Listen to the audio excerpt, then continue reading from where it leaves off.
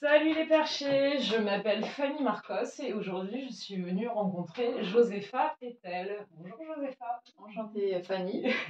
Alors Josépha, elle nous reçoit, elle va nous parler de son métier qui est praticienne en massage bien-être. Voilà, c'est ça. Voilà. Alors tu vas tout nous raconter sur le massage bien-être parce que ça va au-delà bien sûr du massage bien-être. Pour moi tu vas au-delà de ça et donc je veux tout savoir sur le massage bien-être que tu pratiques. Très bien. En effet, j'ai reçu Fanny en tant que cliente au départ. C'est comme ça qu'on s'est rencontrés. Ouais. Et donc, elle a pu expérimenter le massage que je propose, qui est Avec unique en Josépha. son genre. Oui, tout à fait. Puisque Ouais. j'ai développé un concept qui parle de qui je suis, de mon chemin de vie, tout ce que j'ai pu exercer dans ma vie, comme le chant, la poésie. Et donc, j'intègre ces dimensions au massage. Oui, donc en fait, quand vous faites masser, Josépha, elle vous raconte des petits poèmes, elle vous chante des petites chansons et tout, c'est vraiment agréable. Et en fait, c'est pas quelque chose que tu connais par cœur, en fait, c'est quelque chose que tu reçois en quelque sorte et qui ressort pendant le massage à ce moment-là, c'est comme ça que ça vient, quoi. Ouais, j'improvise complètement. Voilà, Donc, c'est c'est ça. vraiment des poésies offertes à la personne pendant le massage que je ne redirai jamais Et c'est ça, et dont je me souviendrai même pas. ouais. Parfois, je me souviens de petites choses et je me dis, waouh, c'était trop beau ça, peut-être j'en ferai quelque chose un jour. Et donc, ça, en fait, parce que ça m'est venu naturellement de chanter pendant les massages. J'avais juste envie de chanter Et ça, c'est super agréable, quoi. C'est et vraiment, j'avais envie d'emmener la personne dans des images. Euh, Et je sais à quel point les images sont importantes, ça parle au cœur, ça parle à l'âme, et ça fait s'évader. Et moi, la première, quand je me fais masser, je suis trop dans ma tête, je suis dans mes soucis, j'ai beaucoup de mal à lâcher prise. C'est pas le cas de tout le monde, mais il y a quand même pas mal de clients qui ont ce problème-là. Et quand je leur parle, alors je parle pas tout le massage, c'est souvent au début pour installer une ambiance et puis qu'ils partent dans leur imaginaire. Et puis je ferme un peu la boucle à la fin aussi, je reviens un peu sur les images en les modifiant, enfin, il y a une sorte de métamorphose qui s'opère. Et donc, il y a comme le paysage qui s'ouvre à la fin du massage. Et il y a des moments aussi de silence. C'est ça, mais en fait, il y a tout un cheminement pendant ton massage, en fait. C'est-à-dire que, comme tu dis, il y a une ouverture après sur le paysage à la fin, mais c'est parce qu'il y a un cheminement pour arriver à ce paysage en même temps. L'idée, c'est qu'on part de l'état de base de la personne. Si elle est en pleine transition de vie, par exemple, elle va changer de travail, elle vient de faire une rupture amoureuse ou voilà, elle vit quelque chose et donc elle va avoir envie d'aller plus loin dans sa vie, mais elle va peut-être, par exemple, manquer de confiance ou avoir des peurs ou du stress. Et on sent qu'il y a cet appel et puis il y a cette petite résistance. Et du coup, souvent dans le massage, je fais ouvrir les ailes. Je fais des métaphores avec des oiseaux, avec je sais pas, une fleur qui s'ouvre ou des choses qui font que la personne, elle va visualiser en fait son ouverture, elle va visualiser un chemin lumineux et elle va avoir envie du coup de passer ce pas. Et puis je lui dire, ça y est, c'est bon là, tu peux voler. Ouais, beaucoup de personnes comme ça qui sont en démarche d'ouverture. Bon, donc ce qui est intéressant aussi, c'est qu'elle sait faire plusieurs choses en même temps. Parce que tu masses, tu chantes, tu racontes les poèmes, il y a tout le concept. Voilà. Donc c'est un massage comme. Enfin, là aussi. Bah tiens, raconte-nous en fait, parce que tu t'adaptes. Parce que quand tu demandes le massage, tu demandes comment les personnes souhaitent être massées, si elles veulent faire tout le corps aussi, s'il y a différents types de massages aussi au début. Parce que je me rappelle, moi, tu m'as demandé comment je voulais être massée, de la manière, si c'était un peu plus fort, moyen, ou. Oui. Tu comprends ce que je veux dire là, voilà. Oui, bah oui, on va aussi parler du massage parce que Parce que c'est quand même la base aussi, hein, quand même. voilà, c'est ça. Je fais aussi du massage, je touche les gens. Et comme je suis expérimentée en massage, j'arrive à pouvoir faire un massage de qualité tout en chantant parce que je suis aussi expérimentée en chant. Donc ça, Ouais, donc ça, peut-être au c'est ton tout ancienne début, vie. voilà, j'ai été chanteuse pendant 10 ans, Voilà. donc la pratique vocale, il n'y a pas de souci. Puis je composais mes chansons, enfin j'écrivais mes chansons. Donc pareil, on peut encore les retrouver ou pas? Oui, on pourrait les retrouver. Ok, donc si vous voulez écouter, il y a peut-être possibilité. On peut leur mettre le lien aussi, ça peut être intéressant. Oui, pourquoi pas, pourquoi pas. Il y a certains clients qui me demandent mon CD ou j'en ai plus beaucoup, mais qui Qui me demandent comment accéder à la musique sur Internet. Ok, bah on pourra peut-être le mettre en lien dessous si tu veux. Si tu veux. Bah oui, ça peut être intéressant. Il n'y a que quelques titres qui ont été enregistrés, mais peut-être un jour j'en enregistrerai d'autres. Qui sait, on peut être polyvalent, et on fait pas que. Voilà. Bon, mais revenons sur les massages quand même, parce qu'on est là pour ça, quoi. Donc, j'ai fait plus d'1 an de formation de massage, qui est une formation diplômante. Donc, j'ai un diplôme de praticienne massage bien-être, c'est l'appellation officielle.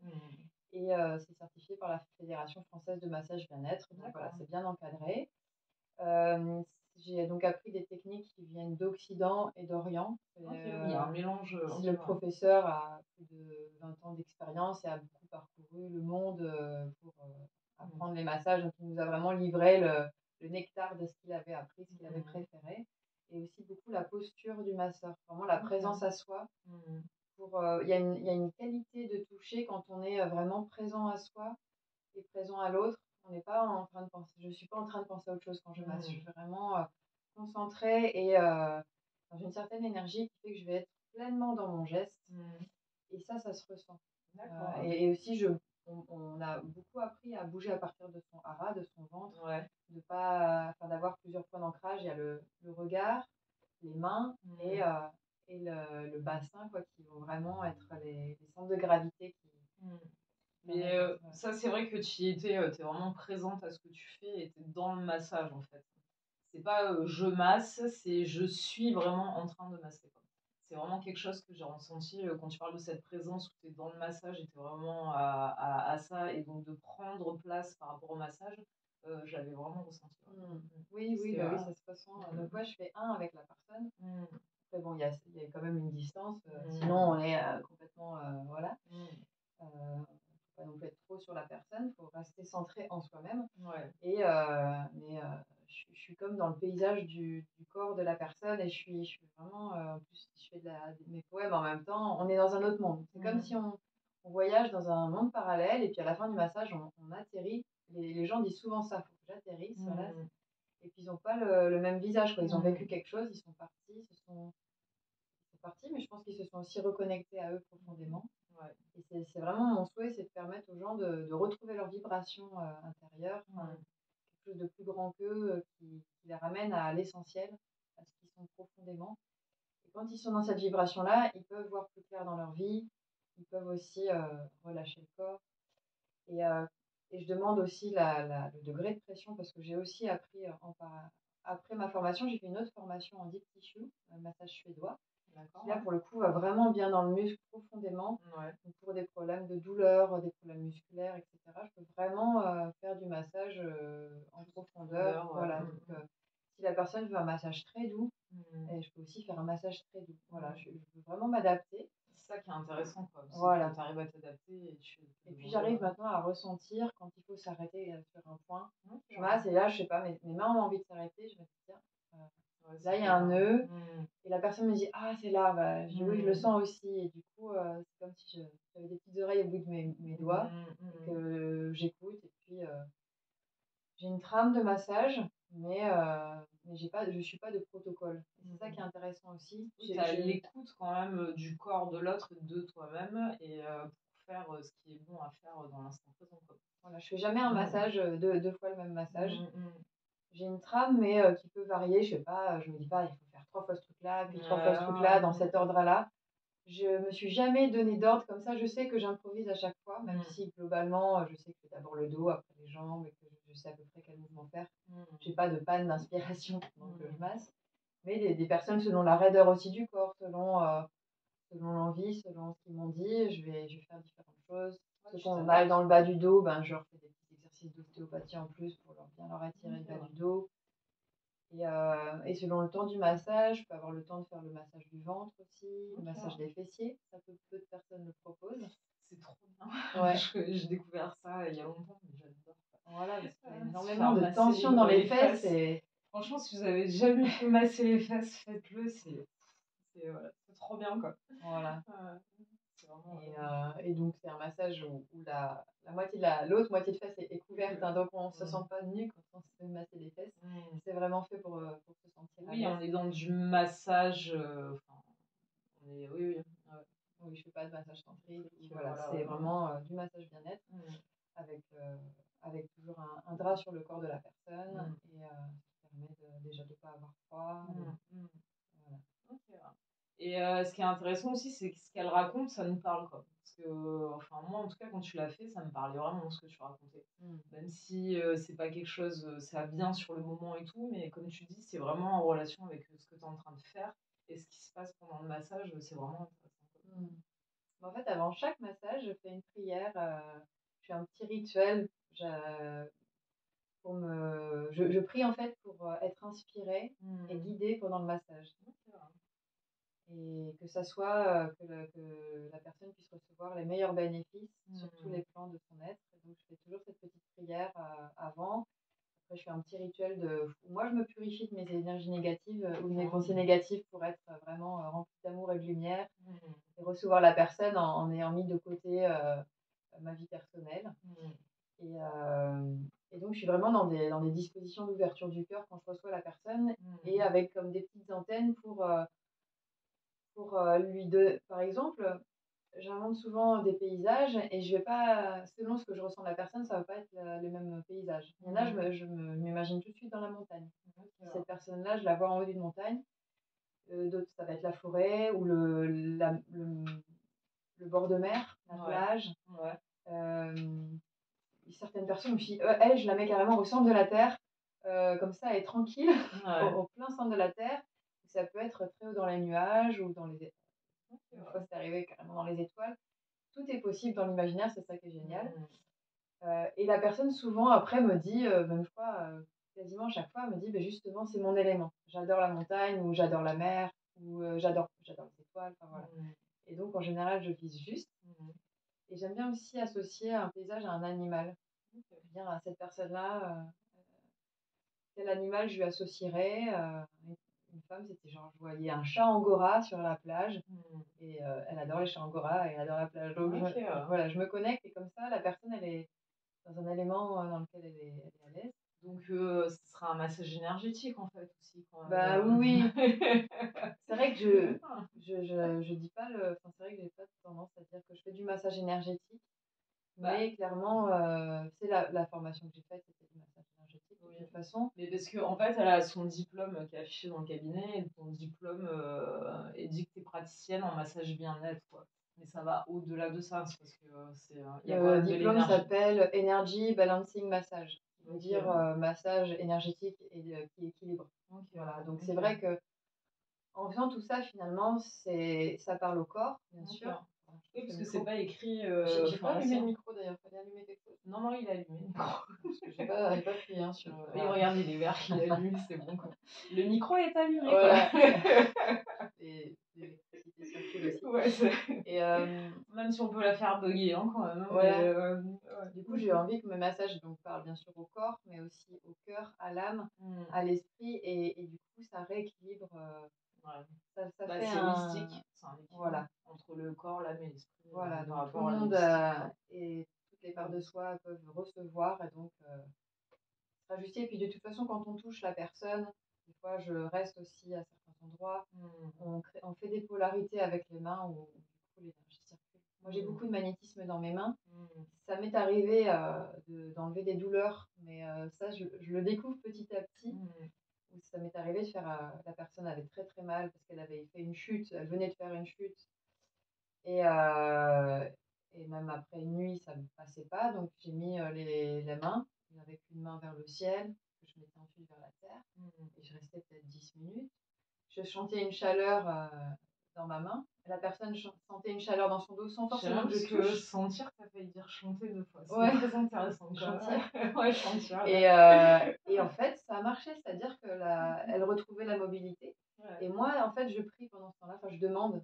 Je demande à ce que la douleur s'en aille, à ce que la fluidité revienne, etc. Et elle me dit, le lendemain, j'ai aucune douleur. Donc, bon, je dis, bon, apparemment, je sais faire ça, mais ça, pour le coup, j'ai pas de diplôme là-dedans. Mais je pense que c'est un don que j'ai. Voilà. Oui, en fait, en énergétique, enfin là, je fais une parenthèse, mais t'as pas vraiment de diplôme pour l'énergétique. Et je connais pas mal, justement, de thérapeutes qui ont commencé par le massage avant de devenir énergéticien. Voilà, parce que justement tu affûtes, tu vois, ton toucher, ton ressenti et donc à terme, c'est souvent comme quand on commence avec les pendules.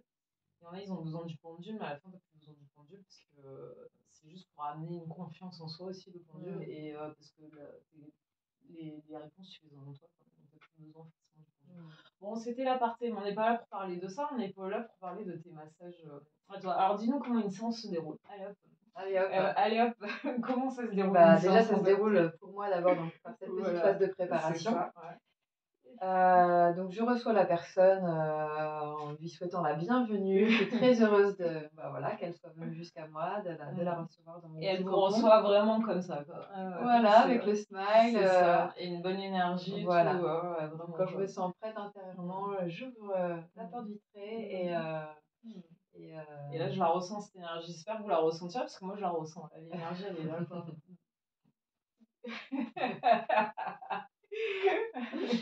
Voilà, du coup, je propose à la personne de s'asseoir là où tu es assise. Voilà.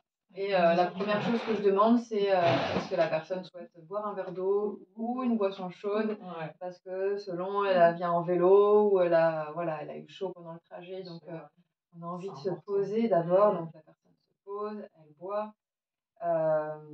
Elle peut choisir, donc là j'ai une petite boîte faite par mon petit frère qui est ébéniste et avec des petits sachets de thé dedans. Donc ça met à l'aise. Et ensuite, je demande à la personne comment elle va aujourd'hui, pour savoir son état du moment.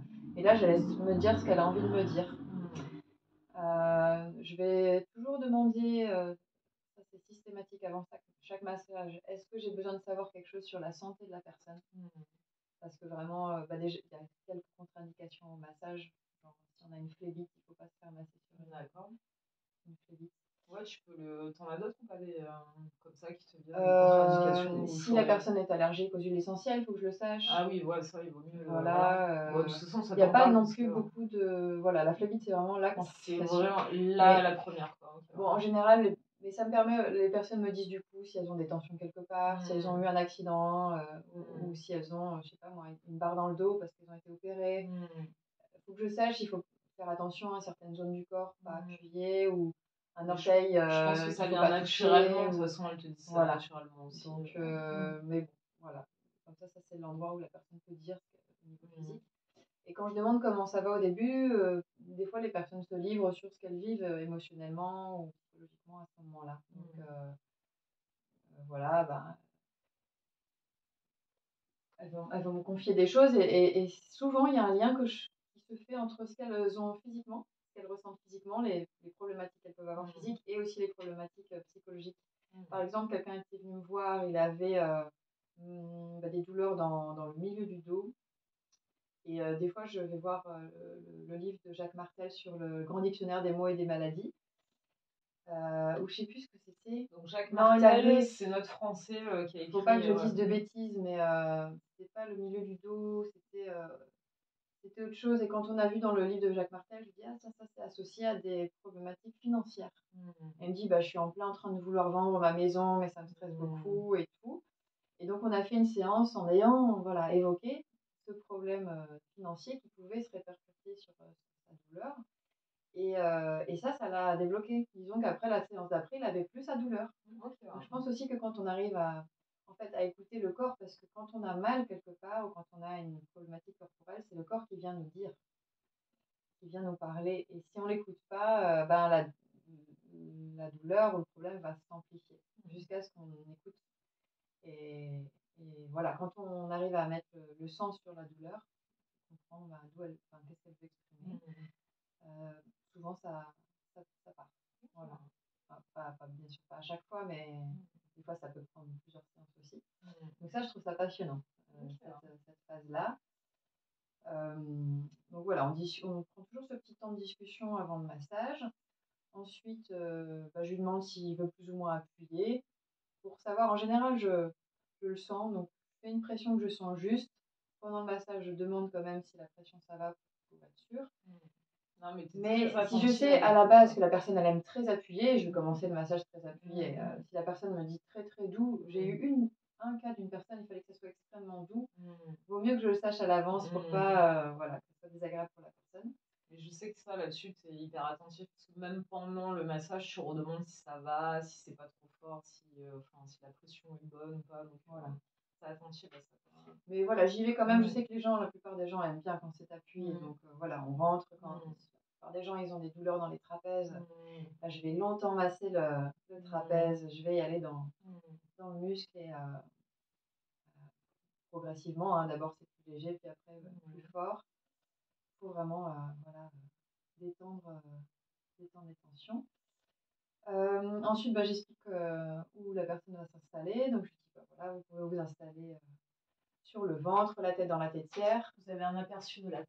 Voilà, la têtière peut se régler. Elle peut même s'enlever. On n'est pas obligé d'avoir une têtière. La personne se met en sous-vêtements. Alors, ça, c'est pareil, ça peut s'adapter. Si jamais j'avais une personne qui voulait pas se déshabiller, par exemple, qui voulait garder ses vêtements, je peux aussi faire du massage habillé. On peut quand même faire des choses par-dessus les habits. Et c'est la dimension énergétique aussi. Mais bon, là, j'ai pas eu ce cas pour l'instant. Voilà. On peut aussi se mettre nu sous le drap. Je trouve que ça permet des mouvements plus amples aussi, sans la barrière du sous-vêtement. Bon, je le propose pas en première séance, mais je le propose, voilà, si la personne revient plusieurs fois, je dis si vous êtes plus à l'aise comme ça, moi ça me dérange pas. La poitrine, pareil, elle peut être couverte durant tout le massage si la personne est pudique. Après, comme je fais des mouvements qui peuvent aussi être de massage autour de la poitrine, je demande, mais voilà, bien, si la personne n'a pas de problème, voilà, la poitrine peut être dénudée aussi, pas trop longtemps parce qu'après on a froid. Et donc voilà, j'explique que la personne doit enlever ses bijoux, les petits détails. Si elle veut que les cheveux restent tout propres ou s'ils peuvent être huilés aussi. Il y en a qui ont des rendez-vous après. Ouais, je m'en souviens, ça tu m'avais demandé. Ouais, je m'en souviens. Voilà, bon, pour pas que la personne soit mal après, voilà. Ça leur fait du bien de les cheveux. Et en général, si la personne a des difficultés mobiles, enfin, si j'ai des personnes handicapées, donc à mobilité réduite, voilà. Donc là, je reste présente quand même pour les installer, pour pas qu'il y ait... Oui, parce qu'il est accessible, hein, le cabinet, je crois. Oui, il y a une rampe d'accès pour les fauteuils roulants. Et je reçois une personne en fauteuil roulant, donc je peux confirmer que ça... Voilà. Et même cette personne-là, je vais jusqu'à la chercher en voiture à l'arrêt de bus. D'accord. Voilà, je la prends dans ma voiture. Bon, c'est un petit service en plus. Voilà. Et je pousse son fauteuil jusqu'au cabinet. Donc, c'est super de pouvoir permettre à des personnes handicapées qui, du coup, cette personne-là, par exemple, elle ne se fait jamais toucher. Ne serait-ce qu'une bise ou qu'un... C'est très rare et on a besoin d'être touché. J'en parlerai peut-être après parce que là, j'ouvre des parenthèses. Et c'est bien, ce sont des belles parenthèses. Oui.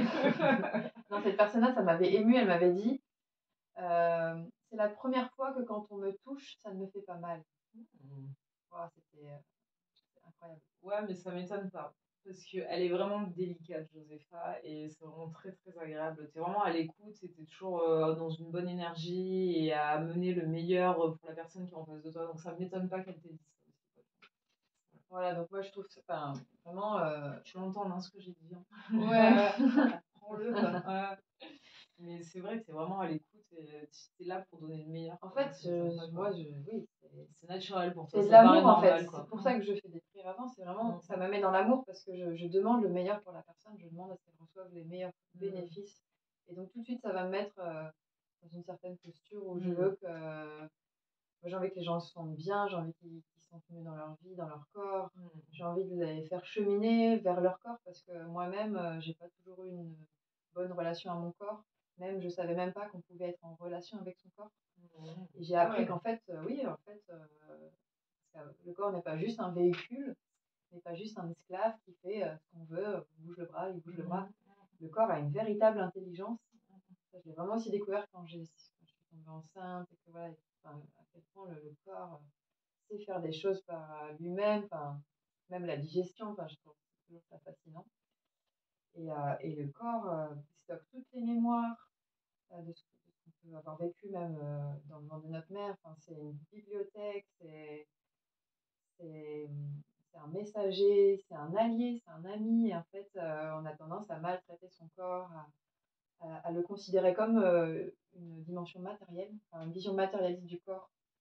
Et plus ça va, et plus je vois qu'en fait, il y a moins de division entre ma tête et mon corps, quoi.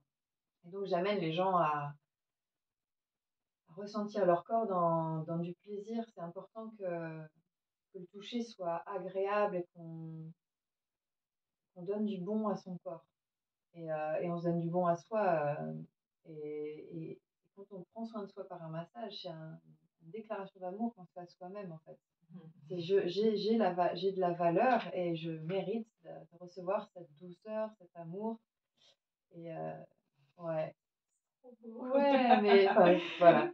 Mais le massage, en fait, au début, quand j'ai fait cette formation de massage, c'est un hasard, mais bon, il n'y a pas de hasard. Ouais, ouais.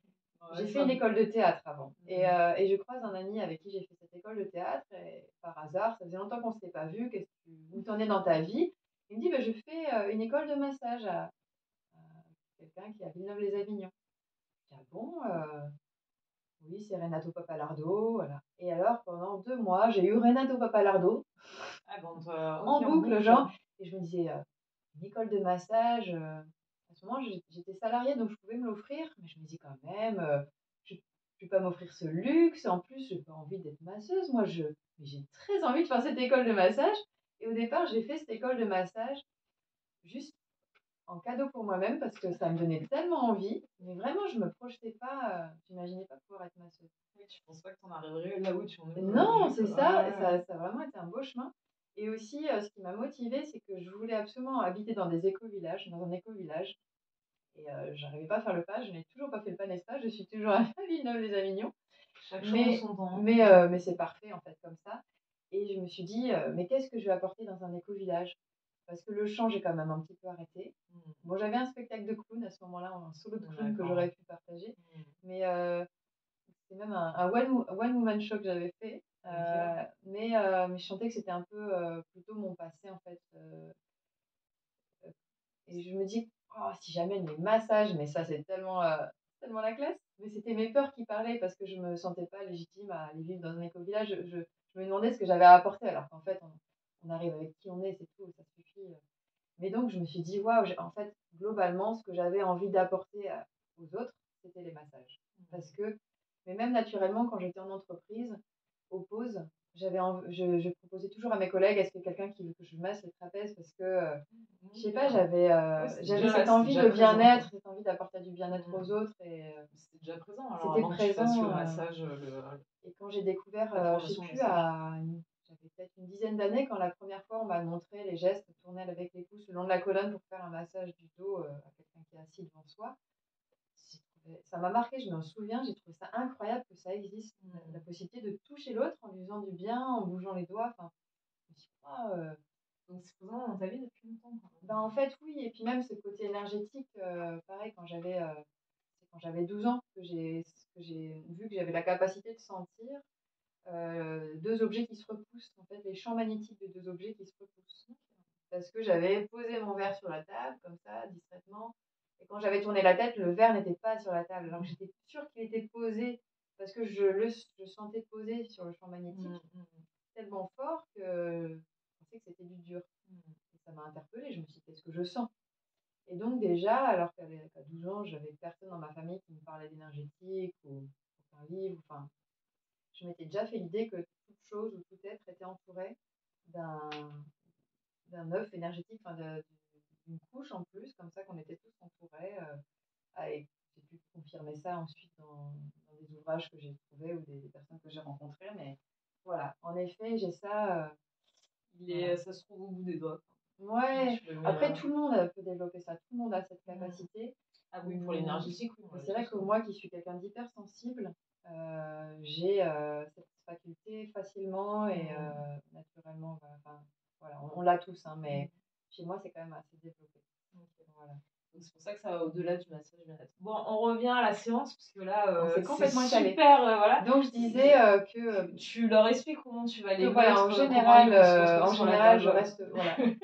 Pour les personnes qui ont besoin, je reste pour les installer, mais sinon, pour que la personne soit à l'aise, je vais à côté, ce qui me permet de me laver les mains, ce qui me permet de me faire un petit centrage énergétique à nouveau. Donc là, je fais un exercice de l'envol de l'oiseau où je vais placer mes mains sur le bas, au niveau du ventre, et puis je vais les faire s'élever jusqu'en haut de ma tête, doucement, en visualisant un soleil au-dessus de moi. Et là, je vais vraiment avoir des petits picotements dans mes mains et au niveau du dessus de mon crâne, même enfin, et ça me connecte, je pense que je suis canal et du coup, ça me connecte.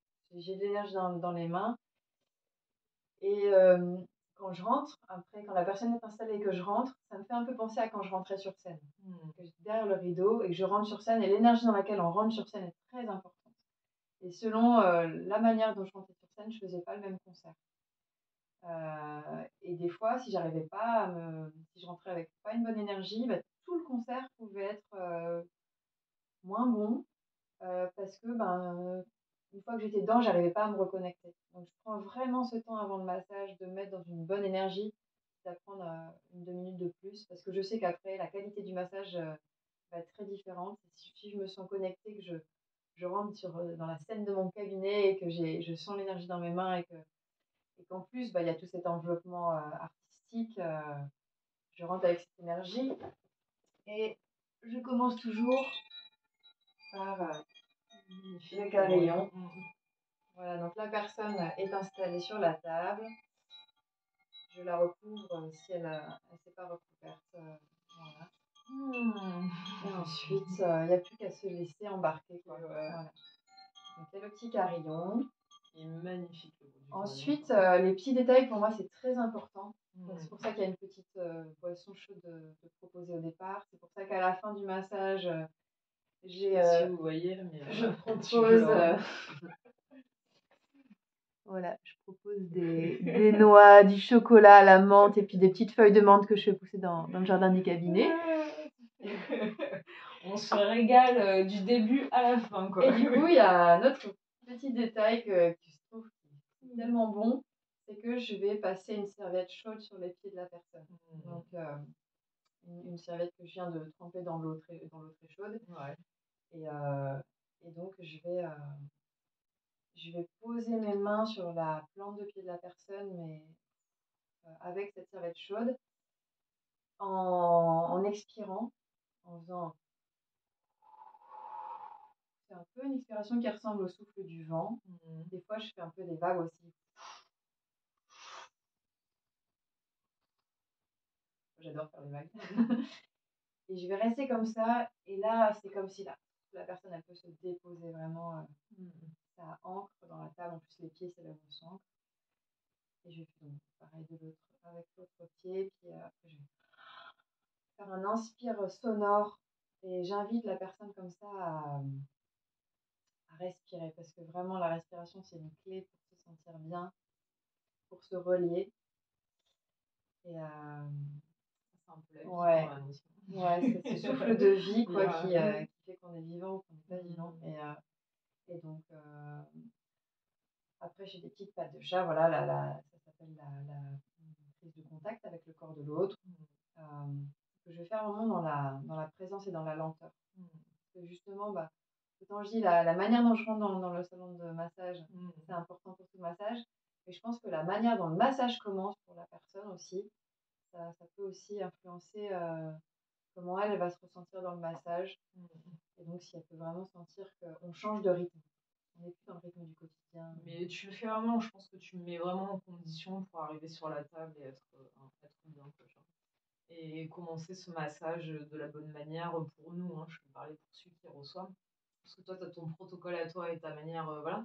Mais tu nous mets bien également pour qu'on arrive et qu'on soit bien sur la table et qu'on rentre dans une autre bulle, dans une autre stratosphère, ou je sais pas, une autre planète, où on peut dire ce que tu veux, mais pour nous sortir justement de ce quotidien-là et vraiment apprécier toute la séance dans sa globalité.